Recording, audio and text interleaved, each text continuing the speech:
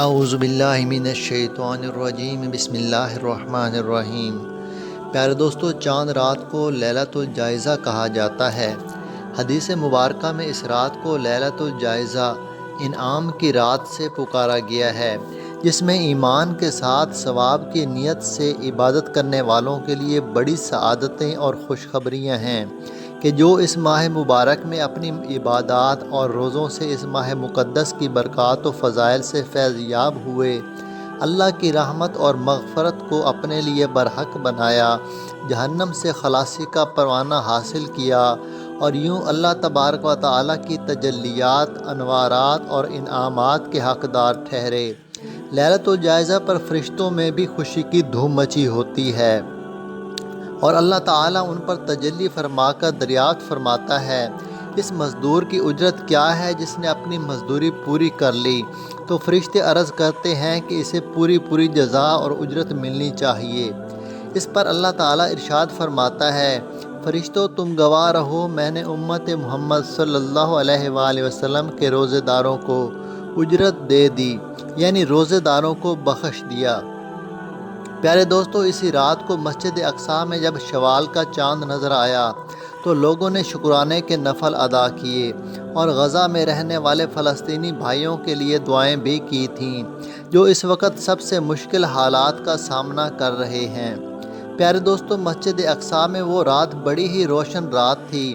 ایسا لگ رہا تھا جیسے آسمان پر عجیب سی رونق اور روشنی ہے، جیسے نور سا پھیلا ہوا ہے۔ لوگوں نے نوافل کے دوران طویل تلاوت کی، نوافل بھی ان کے طویل تھے اور سجدے بھی۔ غزہ کے مسلمانوں کے لیے دعائیں کرنے کے دوران سب کی آنکھیں اشکبار ہو چکی تھیں۔ اس رات آسمان جس قدر روشن تھا، پہلے کبھی بھی دیکھا نہیں گیا تھا، لیکن جو کچھ صبح عید کی نماز میں ہونے والا تھا، اس سے کوئی بھی واقف نہ تھا کہ آسمان سے ایسی بھی مخلوق اتر سکتی ہے۔ اس سے پہلے کہ آپ کو عید کی صبح ہونے والے واقعہ بیان کریں، آپ سے گزارش ہے کہ ویڈیو کو آخر تک ضرور دیکھیے۔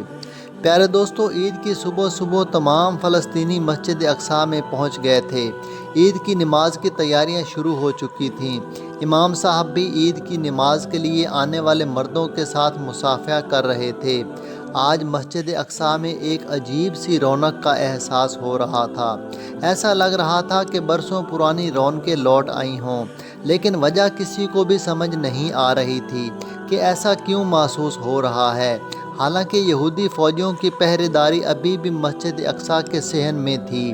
عجیب بات یہ تھی کہ آج یہودی فلسطینیوں نے بھی کوئی شرارت نہیں کی تھی، حالانکہ فلسطینی مسلمانوں کو یہ لگ رہا تھا کہ عید کی نماز بھی انہیں سکون سے پڑھنی نصیب نہیں ہوگی اور یہ شرپسند یہودی ضرور کوئی نہ کوئی رکاوٹ کھڑی کریں گے۔ لیکن حیران کن بات تھی کہ وہ تو یوں کھڑے تھے جیسے کہ انہی کی حفاظت کی پہرے داری پہ تعینات کیے گئے ہوں۔ نہ کوئی کچھ بول رہا تھا، نہ ہی کوئی شرارت کر رہا تھا۔ ایسا لگ رہا تھا جیسے ان کے ہاتھوں کا کنٹرول کسی اور کے ہی پاس ہو۔ ان کی زبانیں بھی بند تھیں، ورنہ تو آتے جاتے فلسطینیوں پر طنزیہ فکرے کسنے سے باز نہیں آتے تھے۔ لیکن آج تو یوں تھا کہ جیسے ان کی زبانیں بند ہو گئی ہوں۔ جیسے ہی عید کی نماز شروع ہوئی، دلوں میں ایک سکون سا اترتا ہوا محسوس ہوا تھا۔ نماز کے بعد تمام لوگ ایک دوسرے سے بغل گیر ہو گئے، لیکن اسی وقت آسمان سے بادل گرجنے کی آواز آئی تھی۔ لوگ جب مسجد اقصیٰ کے صحن میں پہنچے تو ہلکی ہلکی ٹھنڈی ہوا کے ساتھ بوندا باندی بھی شروع ہو گئی تھی۔ موسم اتنا خوشگوار تھا کہ لگ رہا تھا کہ کئی عرصے بعد ایسا موسم مسجد اقصیٰ میں دیکھا گیا ہو۔ لوگوں کے چہروں پر مسکراہٹ سی پھیل گئی تھی، حالانکہ رات کو ان کے دل بڑے مغموم تھے غزہ کے مسلمانوں کے بارے میں سوچ کر۔ اس کے بعد امام صاحب نے کہا کہ جو نوجوان سورہ رحمان خوش الہانی سے پڑھنا چاہتا ہے وہ بآواز بلند سورہ رحمان کی تلاوت کرے۔ ایک نوجوان جس کا نام عبدالحمید تھا، وہ تلاوت کے لیے آگے بڑھا۔ اس نوجوان کی آواز بہت زیادہ پیاری تھی، بڑی خوبصورتی سے اس نے سورہ رحمان کی تلاوت شروع کی۔ جیسے جیسے وہ نوجوان سورہ رحمان کی تلاوت کر رہا تھا، ویسے ویسے آسمان پر سفید روشنی سی پھیل رہی تھی۔ ایسا لگ رہا تھا کہ جیسے کوئی نور ہے جس کی روشنی چاروں طرف پھیل رہی ہے۔ اس کے بعد جو منظر سب نے دیکھا، سب اپنی آنکھیں جھپکنا بھول گئے تھے۔ ایک سفید رنگ کا پرندہ، اس کے پر بہت بڑے تھے، زمین کی جانب بڑھتا ہوا نظر آ رہا تھا۔ اس کی عجیب بات یہ تھی کہ اس کی شکل کسی بھی پرندے سے نہیں ملتی تھی۔ اس کے پر اتنے بڑے تھے کہ آج تک کبھی کسی پرندے کے اتنے بڑے پر نہیں دیکھے گئے۔ اس کے پروں سے ایک عجیب نور سا پھوٹتا ہوا محسوس ہو رہا تھا اور اس کا چہرہ بالکل بھی نظر نہیں آ رہا تھا۔ غور سے دیکھنے پر بھی اس کے چہرے پر نور کا ہالہ تھا۔ اس کے چہرے کی حیت کوئی بھی دیکھ نہیں پا رہا تھا۔ یہ سب دیکھ کر یہودی فوجی بھی حیرت زدہ تھے۔ وہ پرندہ اڑتا ہوا سب سے پہلے بیت المقدس کے گنبد پر جا کر بیٹھ گیا اور اپنے پر اس گنبد پر لپیٹ لیے۔ یوں لگ رہا تھا جیسے پورا گنبد ان پروں سے جھک گیا ہو، لیکن وہ گنبد سرمئی رنگ کا تھا۔ پیارے دوستو، جب بھی مسجد اقصیٰ کا نقشہ دیکھا جائے تو گولڈن رنگ کے گنبد کو ہی مسجد اقصیٰ کہا جاتا ہے، لیکن اصل گنبد سرمئی رنگ کا ہے۔ اس کے بعد اس پرندے نے دوبارہ سے پروان شروع کی اور تمام فلسطینیوں کے اوپر سایہ کرتے ہوئے اوپر سے ہی گزر گیا اور دیکھتے ہی دیکھتے وہ آسمان پر غائب ہو گیا تھا۔ وہاں کے فلسطینیوں نے کلمہ پڑھنا شروع کر دیا۔ ان کے دلوں کو بہت اطمینان اور سکون ملا تھا، لیکن کچھ دیر بعد ہی جو کچھ ہوا وہ اسرائیلیوں کے لیے بہت بھاری پڑ چکا تھا، کیونکہ ان پر لرزہ طاری ہونے لگا تھا۔ ان کے ہاتھ پاؤں کانپنے لگے تھے، کیونکہ اس پرندے کی حیت ان کے دلوں میں خوف پیدا کر گئی تھی۔ اتنا خوف کہ ان کے ہاتھوں سے بندوقیں تک گر گئیں، کیونکہ انہوں نے اپنی زندگی میں اتنا بڑا پرندہ نہیں دیکھا تھا۔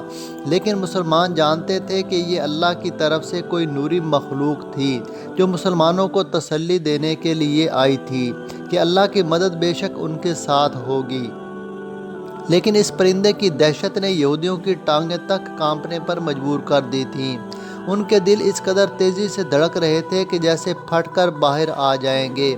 ان کے چہرے کی ہوائیاں اڑی ہوئی تھیں، خوف ان کے چہروں پر سائے کی طرح سے منڈلا رہا تھا۔ یہ سب دیکھ کر فلسطینی نوجوان الحمدللہ کا ورد کرنے لگے، کہنے لگے، یا اللہ، تیری شان بہت برکت والی ہے، بے شک تو ہر چیز پر قادر ہے۔ پھر وہ یہودی زمین پر گھٹنوں کے بل بیٹھ کر روتے ہوئے سجدے کرنے لگے، کہنے لگے کہ مسلمانوں کا رب بہت بڑا ہے اور ہماری طاقت اس کی طاقت کے سامنے نہ ہونے کے برابر ہے۔ اگر اس کا یہ پرندہ ہمارے سروں پر آ کر بیٹھتا تو ہم لوگ یقیناً مر جاتے۔ ان میں سے کئی یہودیوں نے کلمہ طیبہ پڑھنا شروع کر دیا، لیکن باقی کے یہودی وہاں سے بھاگ نکلے۔ انہیں ڈر تھا کہ اگر وہ وہاں پر رہے تو شاید کہیں ان کے دل میں بھی ایمان کی شمع روشن ہو جائے۔ لیکن دوستو، ہدایت اسے ہی ملتی ہے جسے اللہ تعالیٰ دینا چاہتے ہیں۔ یہودی اپنی بندوقیں چھوڑ کر بھاگ چکے تھے اور چند ایک نے کلمہ پڑھا تھا۔ وہ روئے جا رہے تھے، کہہ رہے تھے کہ ہم نے اپنی گزشتہ عمر گناہوں میں برباد کر دی، کاش کہ ہم پہلے ہی جان جاتے کہ اللہ کی قدرت کس قدر بڑی ہے اور وہ کس طرح سے اپنے بندوں کی مدد کرتا ہے۔ یہ سب دیکھتے ہی ایک یہودی فوجی کی آنکھ کھل گئی۔ وہ پوری طرح سے بدحواس تھا۔ یہ سب کچھ اس نے خواب میں دیکھا تھا، لیکن اب اس کا دل کفر کے لیے کام کرنے کو تیار نہ تھا۔